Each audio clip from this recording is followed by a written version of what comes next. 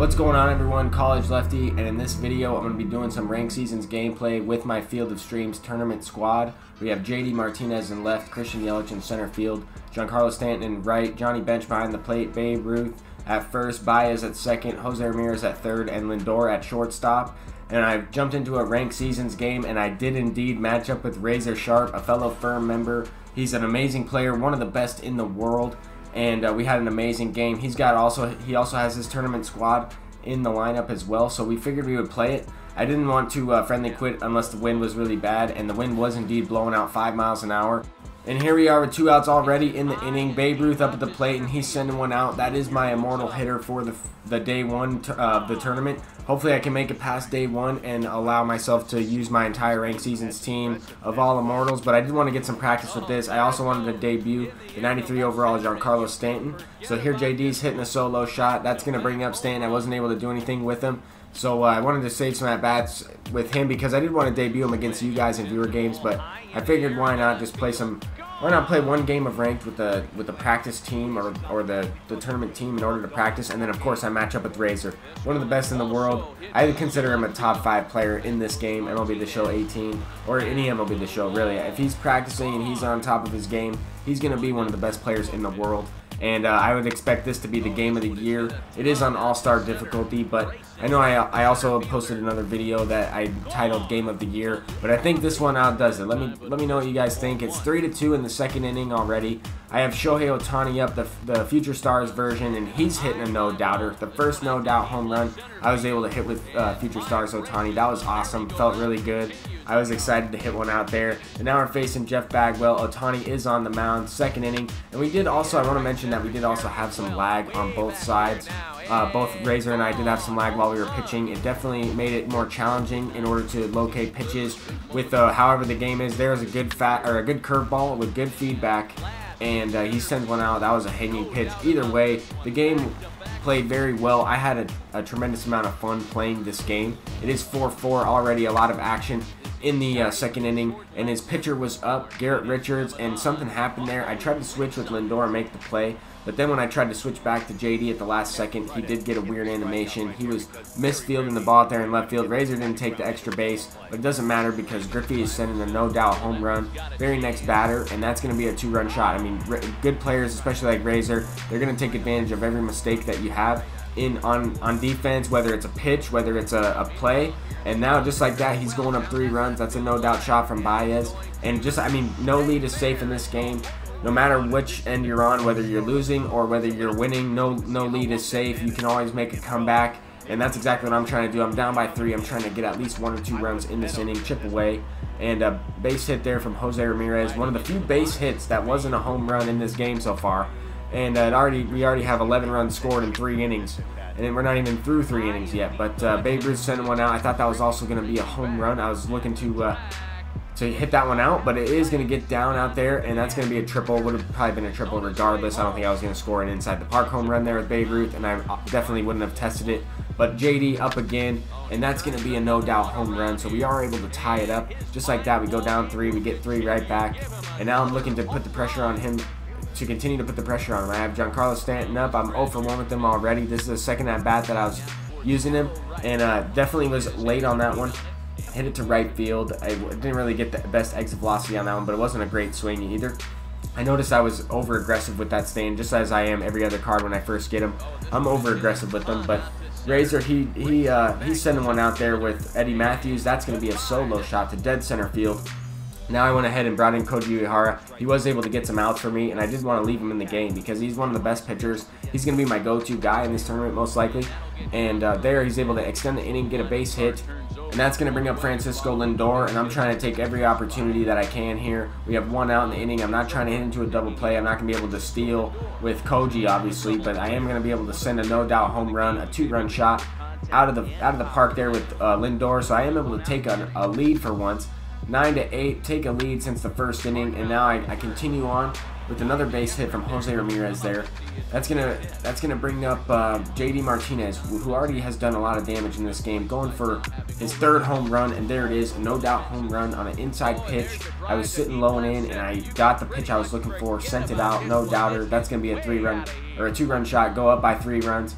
And now we have Stanton up facing Alex Wood. Stanton crushes lefties, and that was a great pitch. I thought it was going to get through the hole there.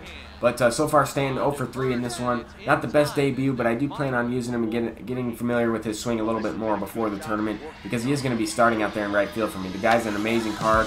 There, Javier Baez is hitting a home run. That's going to put us up by 4 runs, but once again, no lead is safe. I do not feel comfortable. And especially with the way the ball's been flying in this one, he could come back in 1 inning. He's already had 1 5-spot inning, and I'm sending one out there with Johnny Bench. That's going to be another home run. I was early on that one, definitely got the PCI to it, pulled an outside pitch. You won't really see that too often on Legend difficulty, and that is indeed what the tournament difficulty is on. So this one was on All-Star. It's definitely going to play a little bit different when it comes to the tournament, but this is good practice with the players that we're going to use, and I wanted to try to get a gameplay against Razer anyway in a friendly game. I figured we matched up in ranked seasons, we might as well play it out. And Babe Ruth's going to send one line drive. I thought that was going to be off the wall, but it does sneak over the wall there. And this game's getting crazy. 14-10. We've already scored 24 runs. We still have 3 innings left to go, really.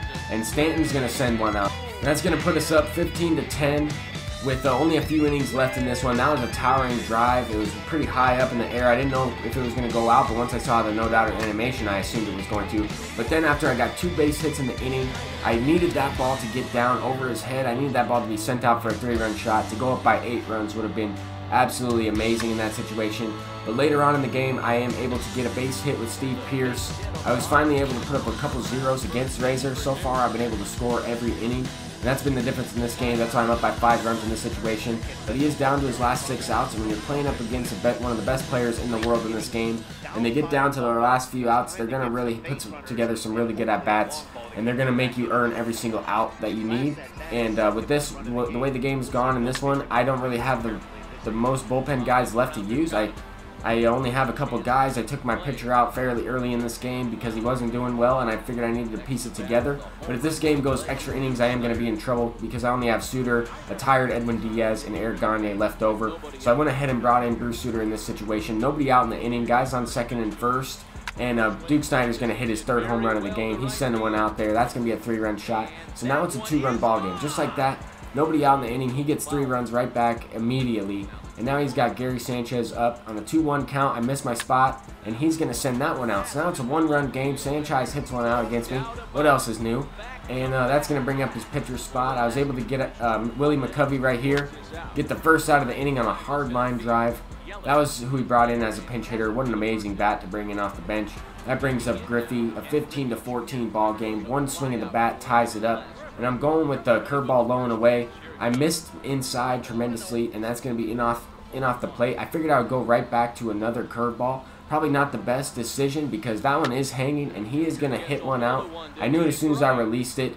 As soon as I saw early feedback, I knew it was gone. I knew it was a tie game. You cannot make mistakes with pitches like that against good players like Razer. There's no way. They're going to hit them every time, especially with their immortal or whoever I'm playing in the tournament that has an immortal hitter. And just like that, I mean, 8th inning, just like that, he's going to hit a triple off the wall with Baez, and now he has a chance to put the pressure on me to go up by 1 run, all in 1 inning. I mean, I had a decent lead.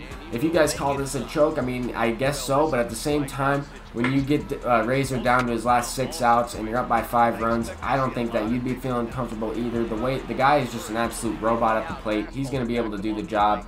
Gets that run in for the 16th run, 31 combined runs so far in this one, and I'm finally able to get out of the inning. That was a tough inning to do with manage the bullpen and try to use everybody that I had.